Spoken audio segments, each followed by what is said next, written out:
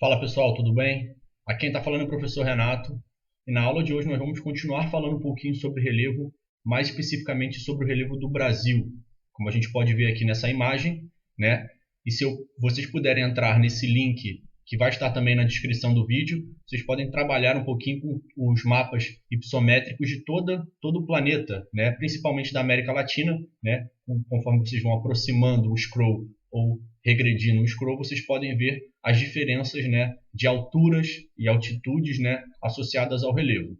Então, para a gente poder entender esse mapa, né, só para a gente poder começar essa aula, a gente precisa entender que os mapas hipossométricos, né, ou os mapas de altitude, são aqueles que representam, de acordo com a escala de cores, as alturas dos relevos. E aí a gente pode perceber nesse mapa que grande parte do relevo brasileiro, né, está abaixo dos 900 metros, o que significa que o relevo brasileiro é geralmente, né, na sua grande maioria, um relevo baixo, além de também um relevo muito antigo, como a gente vai ver um pouquinho mais na frente.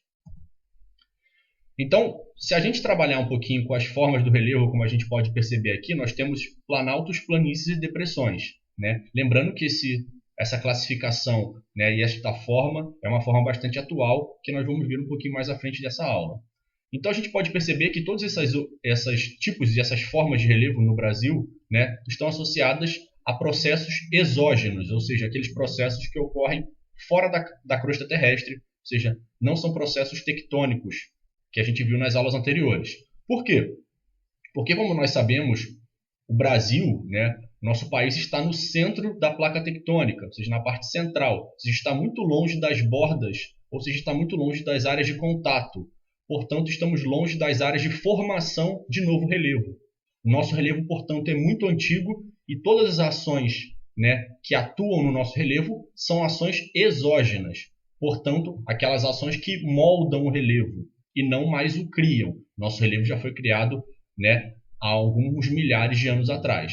E se a gente perceber nesse mapinha, a gente percebe que apenas 3% do território nacional, como a gente viu no mapa anterior também, apresenta uma altimetria acima de 900 metros, ou seja, o nosso relevo é sempre muito baixo, né? A grande maioria está ali na casa dos 200 e 900 metros, ou seja, nós temos alguns planaltos, né? E nós temos também algumas planícies, como nós vamos ver a partir dos slides na sequência. Então, para a gente poder classificar, a gente precisa entender a evolução da forma de classificação do nosso relevo, né? E a primeira e importante forma de classificação foi a forma do Haroldo de Azevedo, feita ali nos anos 40, anos 50, né?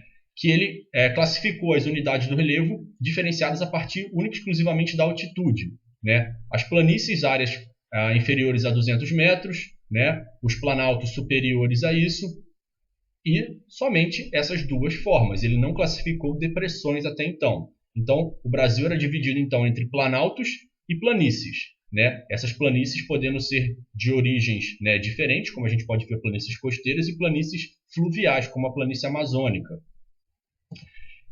Esse tipo de classificação foi evoluindo, né? E o professor Aziz Absaber, né, fez com base na classificação do Haroldo, ele fez uma nova classificação com novos tipos de relevo, né? E o que ele adicionou em relação à classificação anterior foi que ele colocou também os seus processos de formação, além única e exclusivamente da altimetria, ou seja, nessa nova classificação estão associados também processos de formação, ou seja, a forma pela qual esse relevo se originou, além da sua altura. Então ele propôs, né, que os planaltos se caracterizavam pelas maiores altitudes, né, e por esse motivo tinham mais processos erosivos associados à sua formação, né, que os transformaram em planalto, enquanto as planícies eram as regiões de menor altitude, geralmente com áreas de deposição dos sedimentos que vinham, obviamente, dos planaltos, né, próximos dessas planícies. Né? Então, no final da década de 80, nós tivemos uma nova classificação feita pelo professor também Jurandir Ross, né, que pegou as pesquisas do Aziz Absaber e colocou novas informações associadas a sensoriamento remoto. Sensoriamento remoto, lembrando que é a técnica, né, de transformar imagens aéreas ou imagens de satélite em informação digital, né? E aí ele criou esses mapas, né, de acordo com diversas camadas, né, que as questões de do sensoramento remoto, as câmeras, né, elas podem nos prover. Então, além daqueles critérios de altimetria e processo de formação, também foi considerado a influência da composição rochosa, ou seja, a composição em si da rocha, né? A atuação dos climas, né? E todos esses processos. Então, além dos planaltos e das planícies, ele classificou um novo tipo de relevo muito comum também no nosso território, que são as depressões. E aí a gente pode ver a classificação do professor Jurandir Rossi aqui. Então, a gente pode ver que tem algumas semelhanças com a primeira lá do Haroldo, né? Que vai e se transforma na forma do Aziz Absaber, né? Na classificação de Aziz Absaber, né? E a formação e a classificação do Aziz Absaber se transforma nessa classificação do professor Jurandir Rossi, ou seja, ele amplia e coloca algumas áreas de depressão entre as áreas de planície e as áreas de planalto, né, de acordo com as suas composições rochosas também, além de sua altimetria e processo de formação. Então, o que a gente pode perceber a partir disso tudo, né, é que o relevo brasileiro, né, ele é dividido, né, em rochas sedimentares, ou seja, aquelas que estão associadas aos sedimentos, né, formados por outros processos, e 36% de escudos cristalinos, que são aquelas rochas, né, magmáticas, né, ou metamórficas, ou seja, que foram transformadas, né, e nelas se encontram as jazidas de minérios. Lembrando que nas rochas sedimentares estão os combustíveis fósseis, o petróleo, né, no caso do mar, principalmente, e o carvão. Então, as bacias sedimentares a gente sabe que são formadas a partir da composição, né, e da sedimentação, aquele processo de compactação de sedimentos vindos de outras rochas.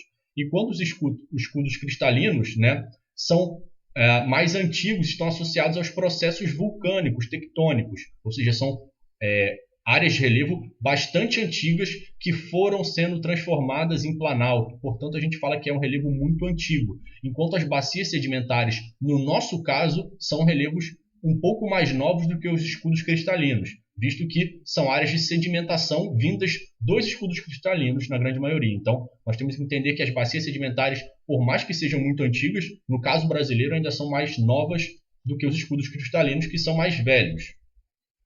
E aí, nessa classificação do Jurandir Rossi, ele, né, como a gente viu na imagem anterior, nesta imagem aqui, né, ele classificou 28 unidades do nosso relevo, 11 planaltos, 11 depressões e 6 planícies. E a gente precisa só diferenciar um pouquinho do que são esses planaltos, né? Os planaltos, então, são aquelas superfícies que estão acima dos 300 metros, né?